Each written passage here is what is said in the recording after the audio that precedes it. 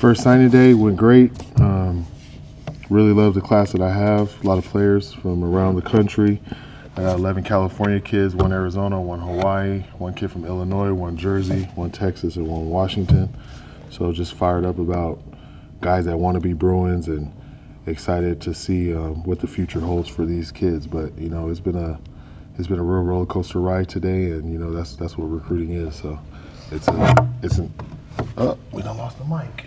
This has also been just a fun day of everything that's been going on. How close to completion do you think the class is? Expecting a couple more? It depends. We have 2 more days, so we're not too sure what can happen in those two days. But what kind of addition is Carson into that backfield? A huge addition. Be having the #1 back in California. That's a big get for us. We wanted to make sure we held on to this kid. He's somebody that's true to his word, and he's been rocking with us for a long time. So I commend him for being that type of player and that type of kid. Well, importantly, Carson committed really early this year.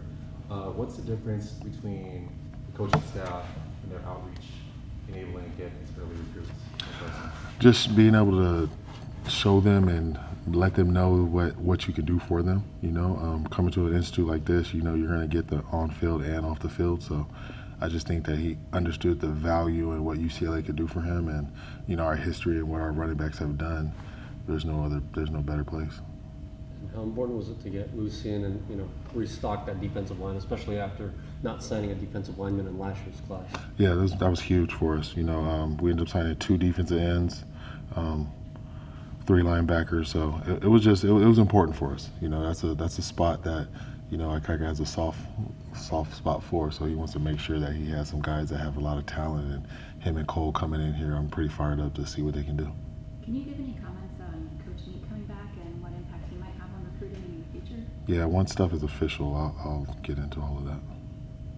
What kind of addition is LaRue in the defensive backfield? That's another local kid, big corner, tall, played a lot of good ball at a pretty good high school. So, we're just fired up to be able to keep, local kids in the state and not let them out.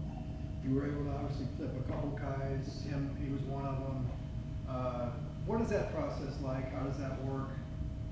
Getting guys to change allegiance in the last week before signing day. It's tough, but I'm just glad that we had prior conversations. I remember meeting him when he was a sophomore at a football camp at Kowloon, and we've just been building from there, and he finally decided that he wanted to jump in. So it was exciting, to be able to get 2 corners from Corona Centennial.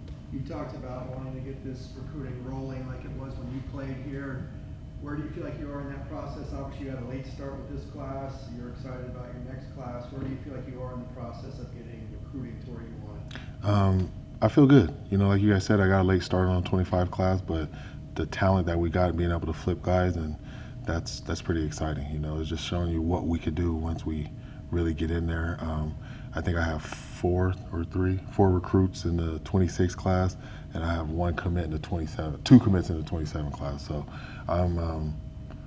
recruiting's going to come. This is a great university. You got to want to come here. You know what I mean? So we just have to make it visible to guys and just let them know, like, come around here, be around this program, and you'll want to jump in. Obviously, you've increased the infrastructure with Butler, Chris Carter, guys like that. How much has that helped, and what's been their biggest impact? You left Stacy out too, and they've done a great job. Stacy's constantly recruiting. Same thing with Butler, CC. These are guys that enjoy their jobs, and they take pride in doing it. This is like their Super Bowl today. So, they've been on the phone, they've been working the lines. I mean, getting up to this day, it's been a lot for them. A lot of long nights, but it finally paid off for them. Obviously, the timeline has changed a little bit, so this is like the beginning of the marathon with the transfer portal opening in a couple of days. After the meetings with players, obviously a few announcements this week, what are you anticipating are like the major targets, major needs that you have to get in the portal? I think I have enough running backs. I'm confident there. We most definitely have to get a quarterback. You always want to beef up the O-line and D-line, have a couple safety spots that are open, but I'm confident that we're going to be able to get some guys in here that want to be Bruins, and understand what it takes to be Bruins and want to finish off their career or wherever point they are in their career, just get it going. Did you have a chance to talk with Justin before he entered the portal? Yeah, most definitely. Did you have a feeling that, he thought maybe he wasn't going to be the guy and that was part of his decision, or what did you think went into that? I can't talk for him, but you guys can reach out to Justin and get an answer. But he did a great job for us here, and he's been here for 3 years, and he was able to graduate. So it shows like how intelligent he is as a kid, and just my hats off to him. And then TJ Hart, obviously went in, guy you know very well. Was that hard to see when a guy like that, and Logan Lloyd, who's been around a long time, goes in the portal? Yeah, Logan, that's my guy. And, being from Orange County, and we had a big relationship. Just being that, I was a returner coach, and he's been a punt returner for me for years. So, it was really tough. But, I wish guys luck. I'm not a guy that's gonna tell you not to do something, but if that's what you think you need to do, and then good luck, and if we can help you any kind of way, that will help you. You had some success pulling Jay Toia out of the portal in April. Are any of these guys that you're going to continue to try to get back, or is it kind of a clean break at this point? You never know. I'm not going to say yes or no, but it's just I knew that Jay, before he even left, I knew he wanted to stay. I just couldn't tell you guys that. So it was more of a we knew kind of where Jay's heart was at, and just the type of player that he is. He believes in us. He believed in Coach Akaika, and we're just fired up that he was able to come back and show everybody that you can be a Bruin for life and go out there and play well. And then, based on your conversations, I'm sure with all the players, are you anticipating any more announcements at this point? I haven't finished all of my exit meetings. You guys took up a little of my time coming in here, but I'm just kidding. No, I'm halfway through the team, and there shouldn't be too many more surprises, but. It's the nature of the business right now. You have guys that come and go. This is really pro football right now, and it's free agency, so certain things can happen.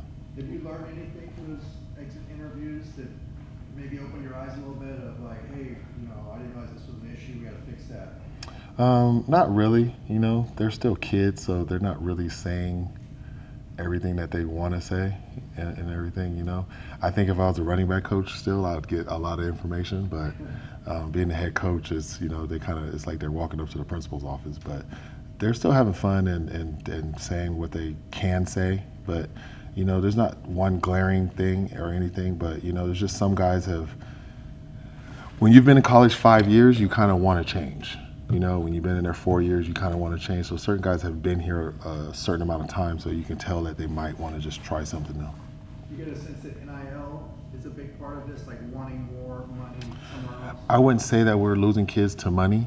I wouldn't say that because I haven't had any of those conversations, so I wouldn't think that money was an issue. Go ahead. Obviously, a big part of when you were hired was retaining as much as you could, whether it be the staff or the players. Now, obviously players now deciding to transfer out. How much of a different challenge is this 2025 year going to be for you guys? I don't think we'll be able to reload, because just like where people are leaving, we're going to be able to pull guys in. So we're going to be able to reload. That's the nature of the business. You guys have seen plenty of teams go from 3 wins or whatever they did to conference championships. Prime's done the same thing. He lost a lot of guys in the portal, and he was able to reload. So it's just the nature of the game. I think in 2 years, this won't really be a big thing to you guys because it's something that's constantly happening now. Guys hit the portal, and guys come in from the portal. So it's just the nature of the game right now. And then where are you at with your kind of staff evaluations and kind of determining, whether you want to make any changes? That's the next thing after I talk to all the players. Can you kind of project the impact or opportunities that this 2025 class could have, like on the defense and especially in that secondary? If a lot of guys come in and they're, ready to go, we have a lot of early enrollees, so guys are going to be here for spring, and that's huge for them. So there should be a lot of potentially a lot of guys should get the opportunity to play. It's just, it just depends on how quick they pick up the playbook, how their body is physically. When I was coming out, we didn't play as many games, so it was easier to play as a freshman because you might not hit that freshman wall. But now coming out, you're playing 16 games potentially, and that's a lot of football for guys that are coming back. But, as long as they work hard, and the sky's the limit for a lot of these guys. We wouldn't be taking them if we didn't think they can come in and contribute and help us early. Can you say which ones are enrolling early? We have Garrison Blank, Cole Cogshell, Carson Cox, Noah Flores, Colton Gamino, Jaden Hudson, Tyler Parlow, Weston Port, Dylan Sims, Scott Taylor, Juju Walls, and LaRue Zamano. So, some coaches have said we need X amount of dollars in NIL. Can you give us a number that you're looking for? All of it. We need to hit the lotto, So I mean, it's gonna take a lot of money, but I'm not gonna just throw money out there. But I feel comfortable. If I didn't, you guys know, I would tell you, like, we don't feel comfortable with our NIL situation. But from what has been happening, the way Brewers for Life has been going, and I feel pretty comfortable that I should be able to, especially for the quarterback position. I got to get a quarterback in here, and I feel comfortable that I will be able to do that. Are you guys counting? Any sense of what you've been able to raise so far? You guys will just be able to see, maybe just add it up once you guys see who gets, you know what I mean? Because we all know quarterbacks are going to be expensive, and I have to get one of those, so we'll be able to see that. Is offensive line another area that you feel like the portal is going to really help you there? Yeah, I mean, I like what we have, but you still want to add depth just for competition, I just felt that our depth this season wasn't where it needed to be. Some games we would get tired in the second half. The LSU game, we got tired in the second half. You can't put guys in. We needed more depth. So I think that was just, as long as we can get potentially some more guys in, yes, we want to do that. But I like what we have. I like the guys that are here right now that want to be Bruins. I know it's not settled yet, but can you use the rev share? Can you use that as part of the conversation with transfers at this Yeah, point? most definitely. You can use that, but it's not available yet. But yeah, you can leverage that a little bit. Coach, Cameron Toronto is a big advocate for the program, and it's talking about people that think about the transfer portal. What's one message you want to send to those players who are thinking about UCLA right now? What's one value proposition you want to send them? This is just a great university. This is somewhere where you can be great on and off the field. We're in the Big Ten. This is the #1 public institute, and it's just somewhere that you can. It's not a 4-year thing here. I've been here for a long time. They've been taking care of me for about 20 years now. So, I'm walking proof. It's like a blueprint of what UCLA can do for you. And, if you really want to do that, you can come and ask the head coach, and I can give you proof of what it is. I don't really have to sell you on what UCLA can do because you can see it. You brought up your recruiting staff earlier. How big was it just to, get back into those high schools and reestablish some relationships and strengthen some relationships? It was huge, and they take pride in making sure that we touched almost every school in this area. When I was locally just recruiting in Orange County, I went to every school. It didn't matter. I always went to every school. Like, every coach could almost tell you that they saw me at their school. Even if they didn't have anybody, I still wanted to let them know, like, UCLA walked in here, So our coaches are still doing the same thing. Our staff did a great job. Stacy did a great job. Butler also, and Cece. So they take pride in what they do. And like I said before, this is like their Super Bowl. So, they were fired up for this day. There's no more letters of intent, right? So what are they signing today? What is it? It's a grant aid, right? Yeah, grant aid. And that binds them in the same way that a letter of intent would? Not necessarily, but to a point. Okay. Yeah.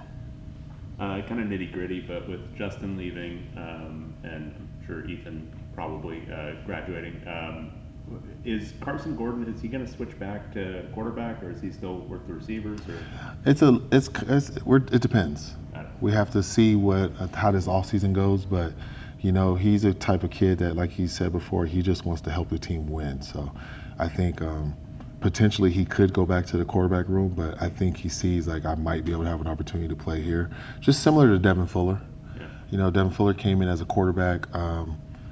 I can't remember who we were playing against, but he went over to the defense and serviced them, and next thing you know, he's an NFL receiver. He was able to play in the league as a receiver. So What about DeShaun Foster? Where's he in his recovery?